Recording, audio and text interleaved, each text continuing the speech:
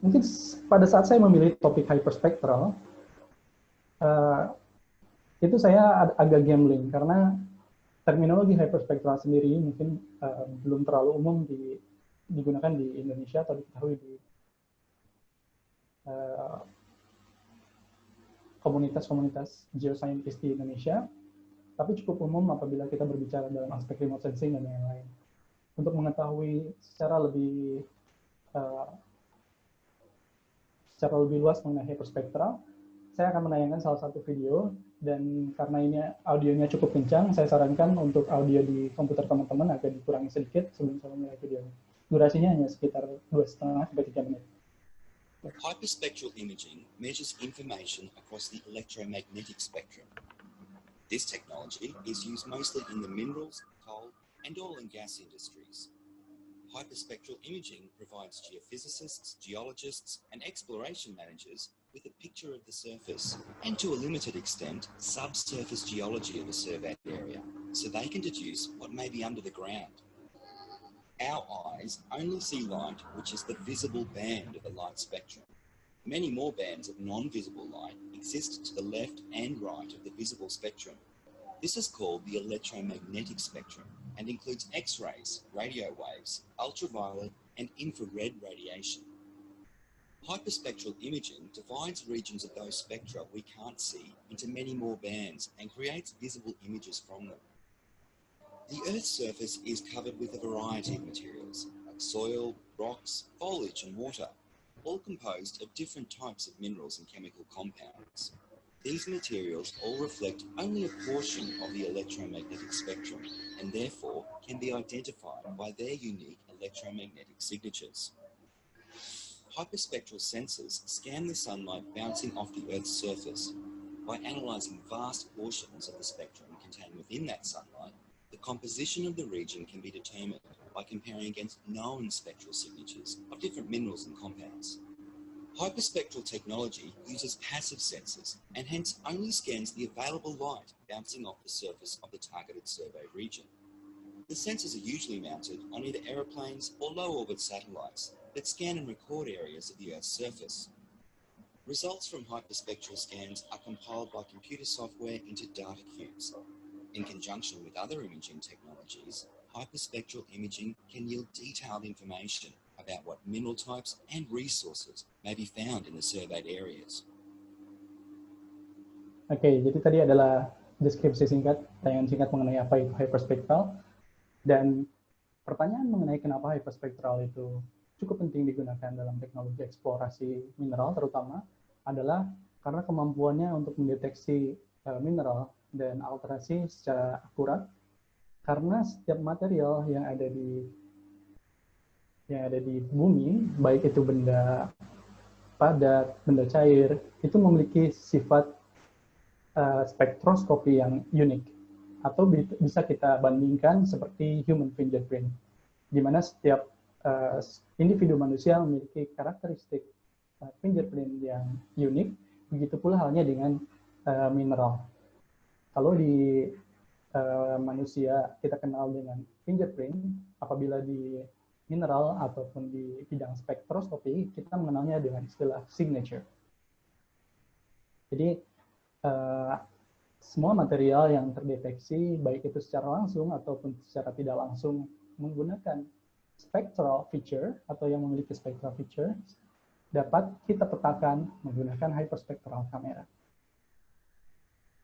Dan kenapa kita bisa memetakan semua elemen ataupun unsur-unsur yang ada di bumi, itu karena setiap karakteristik elemen ataupun persenyawaan yang ada di surface itu memiliki chemical yang dapat mempengaruhi respon dari cahaya apabila cahaya itu dipantulkan. Jadi apabila ada cahaya itu dipantulkan dari matahari, kemudian ada partikel cahaya yang diabsorb dan ada pula yang dipantulkan.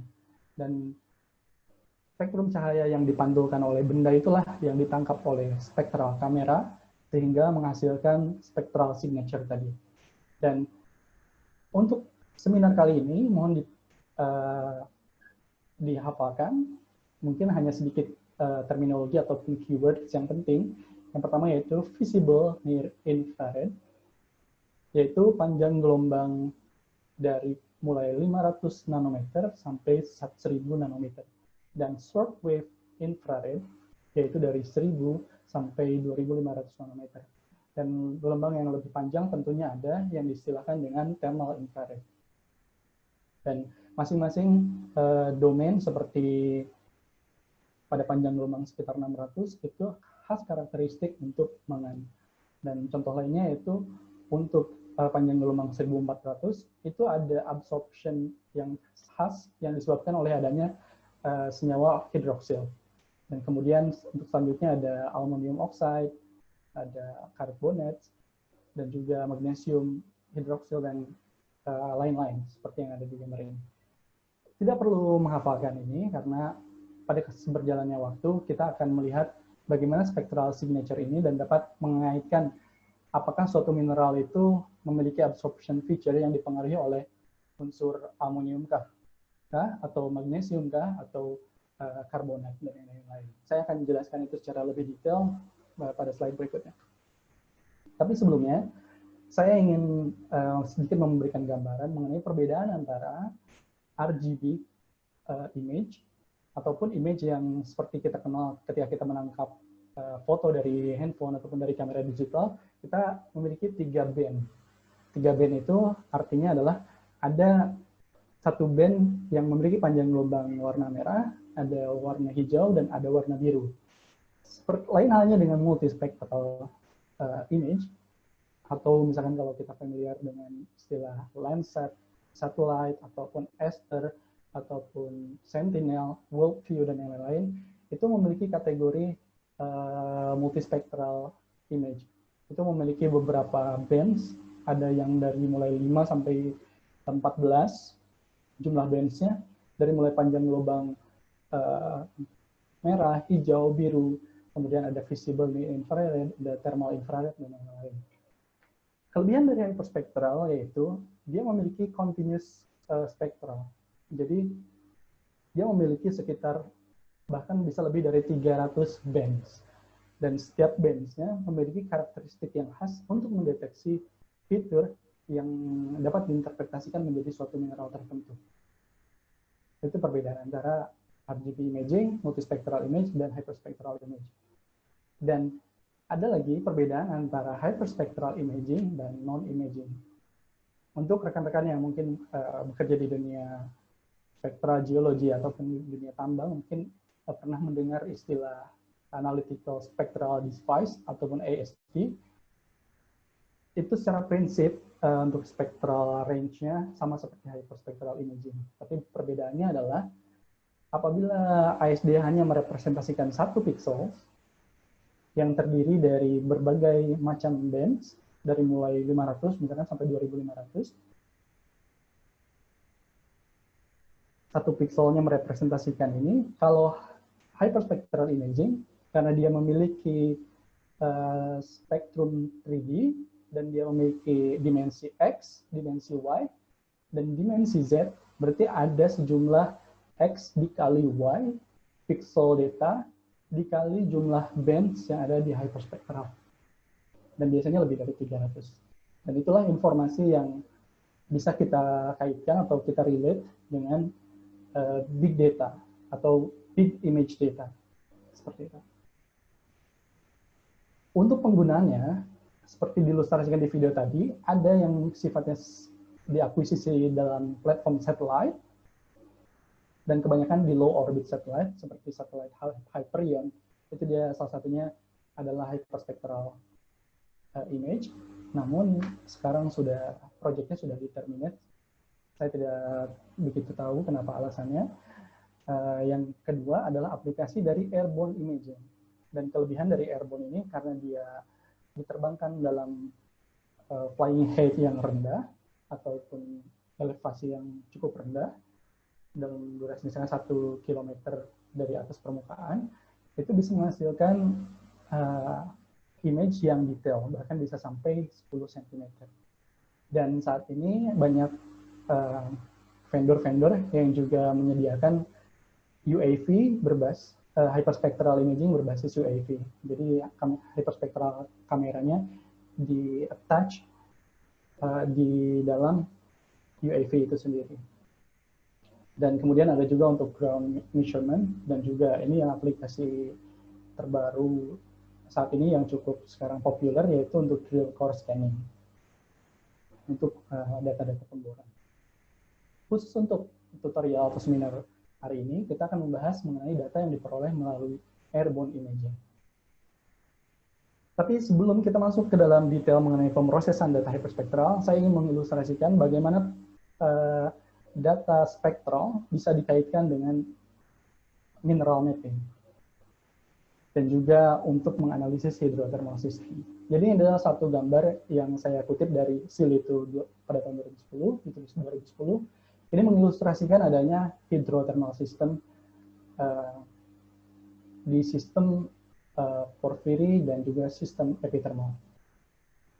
Saya tidak akan membahas ini lebih detail karena bagian ini sudah dijelaskan oleh rekan saya, yaitu Dirk David pada sesi pertama, minggu pertama. Jadi apabila ingin tahu lebih detail mengenai definisi dari dan proses pembentukan hidrothermal system ini, saya sarankan untuk menonton video pada sesi pertama itu sendiri.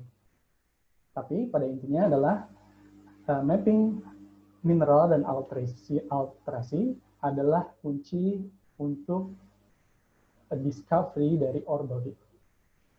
Sebagai ilustrasi, apabila ada magmatic fluid yang mengintrusi ke dalam subsurface, karena buoyancy kemudian magma itu terangkat, kemudian larutan-larutan magma itu yang memiliki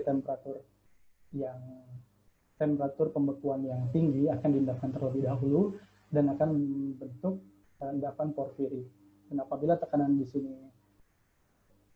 cukup tinggi karena mungkin dengan ketidakberadaan fracture, apabila ada tekanan yang tinggi akan membentuk fracture di zona discontinuity, dan fluid-fluid yang ada di sini dan juga base-nya akan terelevasi ataupun terangkat dan kemudian membentuk endapan-endapan yang sifatnya lebih asam. Itu bisa kita definisikan sebagai endapan hidrothermal, ada yang berjenis high sulfidation, ada yang intermediate, ada yang low sulfidation. Tapi pada intinya, kenapa informasi ini penting untuk kita bisa membuat suatu model mineral map, yaitu karena setiap proses yang terjadi di endapan hidrothermal ini akan membentuk sistem alterasi. Jadi karena ada larutan hidrothermal yang sifatnya panas dan membawa larutan-larutan asam dan juga gas, itu akan merubah batuan di sampingnya ataupun mineral yang tergantung di dalam batuan menjadi suatu mineral-mineral dan alterasi yang spesifik tergantung dari chemical properties dan juga physical properties-nya. Informasi-informasi ini penting karena di setiap mineral, terutama alterasi, seperti contohnya ini adalah sistem sodic calcic yang berada di endapan porfiris. Contohnya adalah mineral albit, oligoclast, actinolit, magnetit, dan ada ancillary mineral seperti dioksid, epidot, dan garnet. Itu memiliki spectral signature. Kembali lagi adalah spectral signature. Itu adalah spektral yang khas, di mana pada panjang gelombang tertentu, dia ada absorption yang disebabkan oleh kandungan atau chemical properties dari mineral tersebut. Sumbu X ini adalah panjang gelombang, dan sumbu Y ini adalah reflectance. Apa yang dimaksud dengan reflectance? Adalah nilai dari 0 sampai 1, di mana 1 adalah semua energi ataupun cahaya yang menyentuh surface itu seutuhnya dipantulkan kembali ke sensor. Apabila reflektan sama dengan 0, kita tidak dapat melihat adanya energi atau tidak ada energi yang ditangkap oleh sensor itu. Seperti kita lihat di sini, ada pada mineral epidot, ada absorption feature pada panjang gelombang sekitar 2350-an. Ini yang khas dibandingkan dengan mineral lain. Dibandingkan dengan diopside, actinolite, dan oligoclase dan albite. Ini adalah penciri dari sistem sodik kalsit. Kemudian ada sistem potasik yang dicirikan dengan adanya mineral biotite dan potassium feldspar, dan ada ancillary minerals yaitu actinolite, epidot, cerussite, dan yang lain-lain. Ini juga memiliki mineral yang khas dan juga spectral signature yang khas untuk setiap mineralnya. Yang perlu kita pahami adalah tidak perlu mengetahui pattern ini secara utuh, yang hanya harus kita tahu adalah di mana absorption feature itu berada, pada panjang gelombang berapa. Misalnya untuk dolomite dan calcite, karena dia ada CO3, itu khas seperti yang gambar yang saya tanyakan beberapa slide yang tadi, itu dia khas di panjang gelombang sekitar 2300 sampai 2350. Untuk yang lainnya ada mineral sistem alterasi propylitic, itu ada mineral chloride, epidot, albite, dan karbonat. Dan ancillary mineralsnya ada actinolite, hematite, dan magnetite. Kemudian ada chloritic dan chlorid cerussite. Ini dicirikan dengan mineral chloride, cerussite, dan hematite. Untuk mineral chloride, dia punya panjang gelombang khas, memiliki absorption feature pada sekitar panjang gelombang 2300 sampai 2350. Dan untuk cerussite group atau elite group, ada elite, ada muscovite, ada paragonite, itu memiliki panjang gelombang yang khas di absorption yang khas pada panjang gelombang sekitar 2200. Oke, saya paham untuk bagi yang awal pernah melihat spectral signature mungkin agak sedikit confused, tapi seiring kita sering melihat bentuk spektrum atau spectral signature ini, kita akan mulai bisa mengetahui kalau misalkan ada absorption feature di panjang gelombang 2200, itu mencirikan mineral apa. Begitupun hanya dengan 2100 dan yang lain, itu mencirikan mineral apa. Oh ya, saya perlu meng-highlight juga bahwa clay mineral itu terutama dia memiliki panjang gelombang yang khas untuk fitur absorption-nya di domain shortwave infrared, yaitu pada panjang gelombang dari mulai 1000 sampai 2500. Tapi pada khususnya lebih spesifik lagi pada panjang gelombang 2000 sampai 2500 nanometer. Untuk selanjutnya ada cerussite yang dicirikan dengan mineral quartz dan cerussite, itu memiliki panjang gelombang yang khas tadi sekitar 2200 nanometer. Kalau kita lihat, ini adalah mineral groups dari cerussite group yang memiliki senyawa kimia aluminium hidroksida. Dan sepertinya semuanya memiliki spectral signature yang sama untuk absorption feature-nya dari bentuknya, tapi mereka memiliki panjang gelombang absorption yang unik. Kita lihat dari mulai pyropylite sampai elite, di sini ada gradasi perubahan wavelength dari absorption feature, dari mulai pyropylite yang lebih rendah hingga elite yang memiliki panjang gelombang untuk absorption feature yang lebih panjang gelombang yang lebih tinggi. Untuk selanjutnya ada sistem epithermal, di mana dicirikan oleh quartz alunite, quartz pyropylite, dan juga Fagicilica.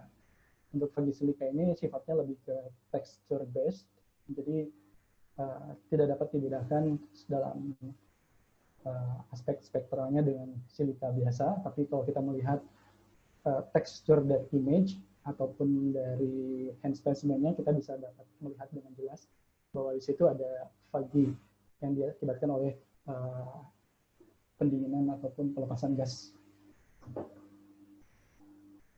Nah, untuk dari sistem ini, dia memiliki mineral pencirinya yaitu kuarsa, kemudian alunite, pyropylite, dikite, dan kaolinite. Ada beberapa mineral yang memang memiliki bentuk absorption feature ataupun spectral signature yang khas. Saya contohkan, contohnya yaitu kaolinite. Di sini dia memiliki doublet absorption feature ataupun memiliki dual absorption feature, yaitu di sini the first absorption feature pada panjang gelombang sekitar 2200 dan the second absorption pada panjang gelombang sekitar 2180, dan bentuknya seperti ini. Second absorption feature-nya dia lebih rendah dibanding dengan first absorption. Untuk mineral decay, dia juga punya doublet absorption feature, tapi untuk panjang depth-nya ataupun kedalaman dari absorption feature-nya sendiri kurang lebih sama antara yang pertama dengan yang kedua. Beda halnya dengan alunite. Apabila dia memiliki first absorption feature pada panjang gelombang 2160-an sini, dan the second absorption feature pada 2220-an. Itu pada intinya semua spectral signature ini bagi teman-teman yang belum begitu common dengan istilah ini, ada banyak buku yang bisa mereferensikan mengenai bentuk-bentuk spectral signature dari setiap mineral. Kita bisa memperolehnya dari banyak sumber. Salah satunya yang sering saya gunakan yaitu United States Geological Survey ataupun USGS dan juga Jet Propulsion Laboratory. Dia memiliki spectral library yang sangat lengkap. Mau mineral apapun di situ, kalau kita cari itu pasti ada sifat dari spectral signature-nya seperti apa. Dan itu ditesnya di laboratorium menggunakan analytical spectral device yang lebih precise dibanding dengan imaging atau spectral imaging. Oke, tadi mengenai theoretical background-nya, dan untuk sekarang kita mulai lebih practical. Kita akan melihat satu study case, case tadi